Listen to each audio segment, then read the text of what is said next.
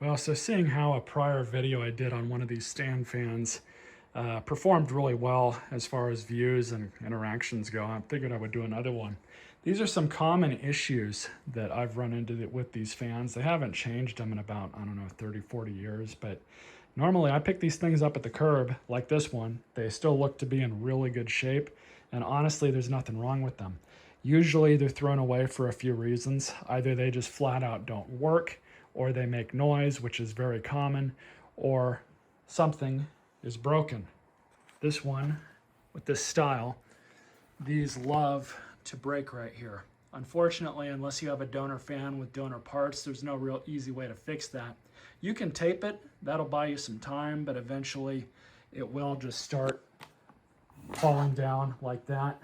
This one's not that bad yet, but I found that from another fan at the curb that scavengers had already torn it apart, tore the cord off and whatnot, but they left the base and they left this piece. I normally pick up a couple of these every now and again because, like I said, these like to break. So, common issue with these. When you go to run them, they run okay, but they make a lot of noise, a lot of rattling. See if this one will do it.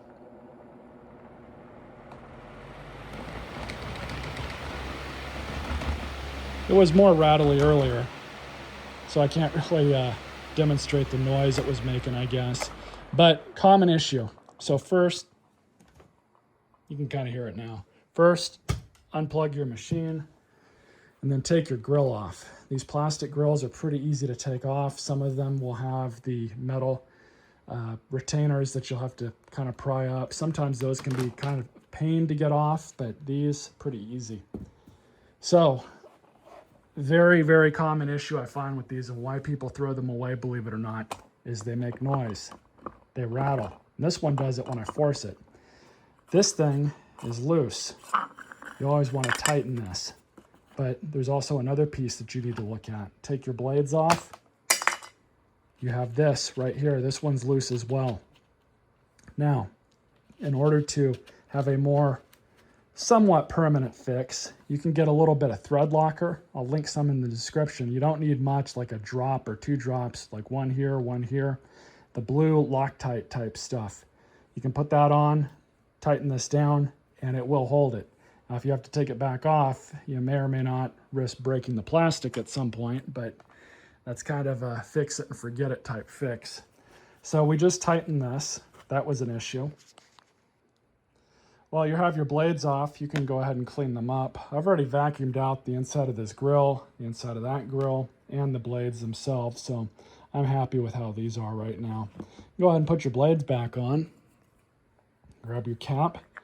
Remember, this thing was really loose, and they kind of have some of this from the factory. That is a little bit of thread locker.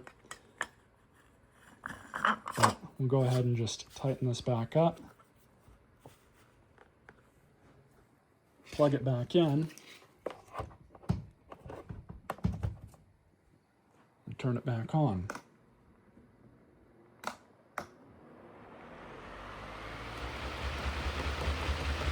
No noise at all now.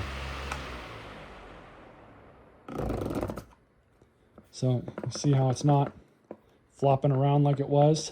That movement you're seeing is just the motor shaft moving back and forth inside of the motor housing. That's normal. It's not rattling anymore. None of this stuff is loose, so you're not going to really have any issues.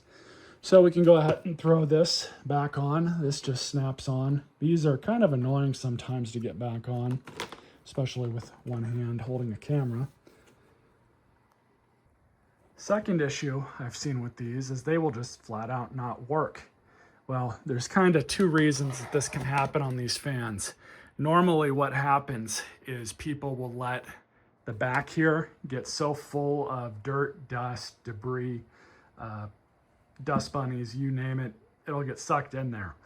What ends up happening is the motor will start to overheat, and you have a safety in the motor called a thermal fuse. When that thing pops, it's going to shut the whole fan off. You'll never be able to get it running again. There is a way to bypass that. I don't really recommend it, and I'm not going to show how to do that in this video because most people, that's just out of their field of depth, is getting into electrical work like that. But if that thermal fuse is popped, you might as well just replace the fan, I'm sorry to say. Second, this one doesn't have it. But on some of these stand fans, you will have a little trap door here with a fuse behind that door. It's just a normal Christmas tree light fuse. You can find those fuses on Amazon. I'll link a kit in the description, but I believe the kit is half the cost of a new fan. I fix enough of these and enough other electronics that it was worth spending, you know, the $10 or whatever it was for. But for you, it might not be worth it, so keep that in mind. But a lot of the time, the fuse will, for some reason, just pop.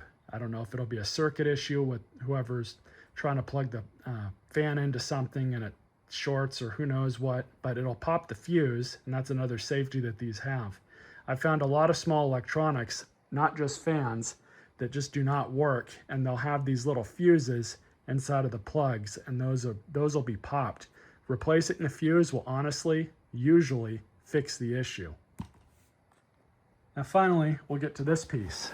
On these Laskos, they're not hard to break apart. If I can do it one-handed, I just had this off. There we go. You can see it's a retention screw in there, but that's not going to hold that thing in there at all. So, pulling this off, you just unscrew it, just like that. Pretty simple. Put the new one on, pull it off, whatever. So, at this point, I could replace this with this one, but I'll just replace the cap for now. There it is. And there we are.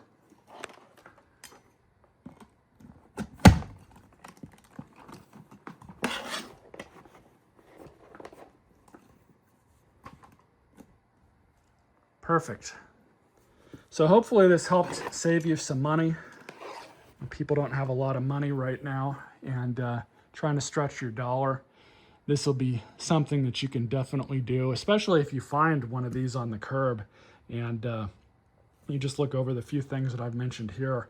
I would say probably about 80% of the time, the issue with these fans is something like that. The other 20-25% or so of the time, it'll be the thermal fuse in the motor or the bearings in the motor will be seized. These blades won't want to spin, and at that point, you just leave the fan unless you want to pull some parts off of it because it might be a common model like this one. So stay tuned for more videos. I hope you all enjoyed this.